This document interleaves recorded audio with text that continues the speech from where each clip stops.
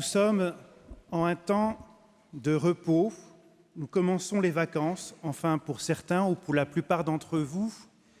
Et les vacances sont là pour nous refaire, nous reconstruire, reprendre des forces, prendre du repos.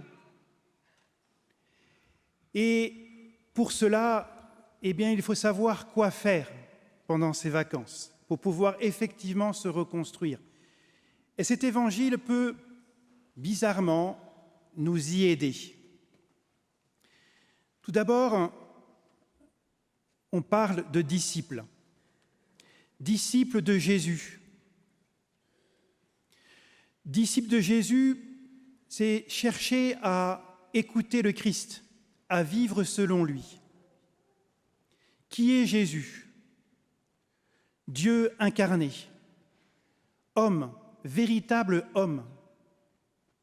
L'homme, selon le plan de Dieu, a été créé à l'image et à la ressemblance de Dieu. Parmi les créatures, l'homme est celui qui ressemble le plus à Dieu. Toutes les créatures, de la plus matérielle, la pierre, jusqu'au plus spirituel, l'ange. L'ange ressemble moins à Dieu que l'homme. Et parmi les hommes, le plus homme, c'est le Christ, Jésus. C'est l'homme parfait. Pilate l'a présenté à la foule en disant « Voici l'homme ». Et Jésus lui-même se dit « Fils de l'homme ». Et donc, si je veux avoir un modèle de l'homme, il suffit que je regarde Jésus. Pour savoir quel est l'homme le plus parfait qui a existé et qui existe sur terre, c'est le Christ. Jamais aucun homme n'a été et ne sera plus parfait que le Christ. Et ce n'est pas avec toutes nos inventions modernes qui vont faire qu'un jour, on va dépasser le Christ homme. Cela n'est pas possible, tout simplement parce que Jésus homme est Dieu. Et on ne peut pas aller au-delà. Et chacun d'entre nous, cela est normal, cherche à être le plus épanoui possible, le plus heureux possible. Et lorsqu'on aime quelqu'un, on désire qu'il soit le plus épanoui possible et le plus heureux possible. Et nous avons la grâce de connaître l'homme le plus parfait qui soit, qui est le Christ, et nous avons la grâce de pouvoir l'imiter. Le Seigneur désire qu'on l'imite pour pouvoir être comme lui, pour qu'on puisse connaître cet épanouissement que l'on cherche tous au fond de notre cœur, que l'on puisse être heureux et rendre heureux. Nous avons le modèle de notre bonheur, le modèle de notre épanouissement. Et ne cherchons pas ailleurs pour faire mieux, on ne trouvera pas. Il faut chercher, au contraire, à suivre le Christ, à l'écouter, à obéir à ses commandements, et le commandement de l'amour en particulier.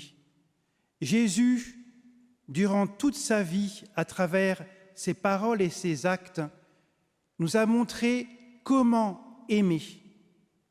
Et c'est l'amour qui est la source de la joie. Donc en cherchant à l'imiter, en cherchant à se nourrir de lui, à prendre les outils qu'il me donne pour pouvoir vivre comme lui, je connaîtrai ce qu'il a vécu, le bonheur le plus grand qui soit, parce qu'il a aimé de la manière la plus grande qui soit. Et c'est cela que je désire pour ma personne et la personne que j'aime. Et en cela, j'ai déjà trouvé la manière dont je peux me reconstruire durant cet été.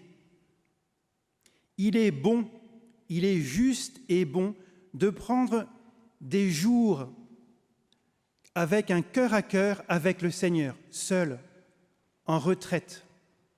vous avez un site qui s'appelle Retreat, je ne sais pas si vous connaissez, qui recense toutes les retraites qui existent en France, enfin la plupart.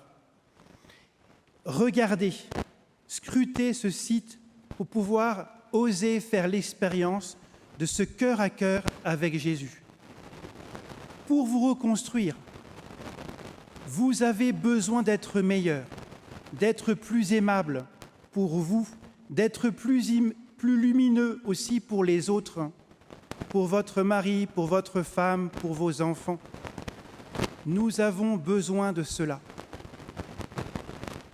Ensuite, la plus grande manière de pouvoir évangéliser, aider l'autre, c'est de l'aimer. L'aimer d'une façon humaine, à travers l'amitié. Le temps des vacances, c'est le temps où l'on peut aimer d'une façon toute particulière. Il est bon de prendre du temps avec ses amis, avec ceux que l'on aime. Aussi pour les couples, je crois qu'on va y arriver, pour les couples, il est bon aussi de prendre du temps gratuit. La gratuité dans l'amour, c'est ce qui rapporte le plus. Prendre du temps en amoureux, l'un envers l'autre, pendant une semaine, sans les enfants si c'est possible. Vraiment un temps l'un pour l'autre. Et en faisant cela, vous allez vous redécouvrir, parce que durant l'année, c'est très souvent intéressé l'un par rapport à l'autre. Et il est bon que l'on puisse prendre de temps en temps des temps gratuits, en union bien sûr avec le Seigneur. La prière, le temps de la messe, de l'Eucharistie, et pourquoi pas aller à la messe durant la semaine, n'est pas contraire à prendre du temps l'un pour l'autre gratuitement. Au contraire, n'oubliez pas que vous êtes mariés dans le Seigneur et pour le Seigneur. Et en prenant ensemble du temps avec le Seigneur, vous allez davantage vous aimer, vous découvrir, vous apprécier et vous donner l'un à l'autre. Et c'est ce que vous recherchez véritablement. Même chose par rapport à l'amitié pour les camps, pour les jeunes, c'est très bon pour cela. Même chose les temps en famille, c'est bon de pouvoir se retrouver, d'aller au restaurant, d'aller au bord de la plage, en montagne, se promener ensemble, etc. Prendre du temps véritablement, ça paraît simple, mais c'est l'essentiel. Et c'est ce que le Seigneur désire pour nous.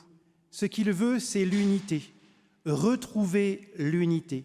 Et profitons-en pour se demander pardon si on s'est blessé durant l'année.